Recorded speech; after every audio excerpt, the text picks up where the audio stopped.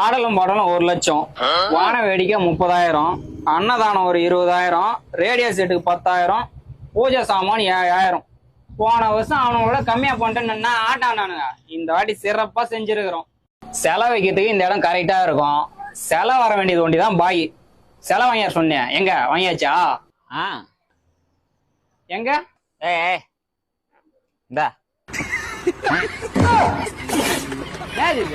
ஆமா, மீதி இந்த காசுக்கு தான் கொடுத்தான்.